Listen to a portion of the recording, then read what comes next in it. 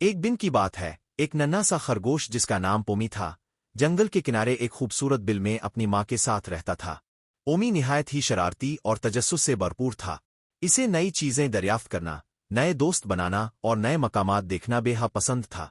एक सुबह जब सूरज की किरणें दरख्तों के पत्तों से छन छन कर जमीन पर पड़ रही थीं, ओमी ने फैसला किया कि आज वो जानवरों की सल्तनत की सैर करेगा। इसने अपनी छोटी सी पोटली में गाजर, सेब और पानी की छोटी सी बोतल रखी और अपनी माँ से इजाजत लिए बगैर निकल पड़ा। जंगल में हर तरफ हरियाली ही हरियाली थी।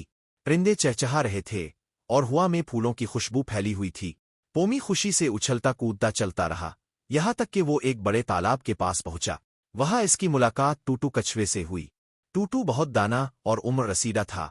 इसने पोमी से कहा, नन्हे दोस्त, अकेले सफर करना खतरनाक हो सकता है, क्या तुम्हें रास्ता मालूम है?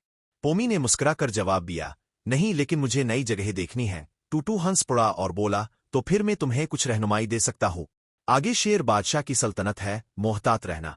ओमी ने टूटू का शुक्रिया अदा किया और चल दिया। आगे जाकर इसे एक सरसब्ज मैदान मिला जहां बानो हिरन खेल रही थी। बानो बहुत तेज दौड़ती थी। इसने पोमी को देखा और कहा, चुल्लू दौड़ लगाते हैं। ओमी खुशी खुशी मान गया, लेकिन बानो इतनी तेज निकली कि पोमी पीछे ही रह गया और जंगल के गहरे हिस्से में भटक गया। अब पोमी को थोड़ा डर लगने लगा। हर तरफ अजनबी आवाजें थीं।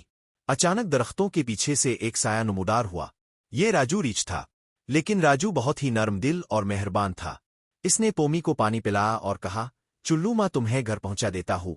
पोमी ने राजू का शुक्रिया अदा किया और दोनों घर की तरफ रवाना हो गए। रास्ते में पोमी ने राजू को अपनी सारी मुहिम जोई सुनाई।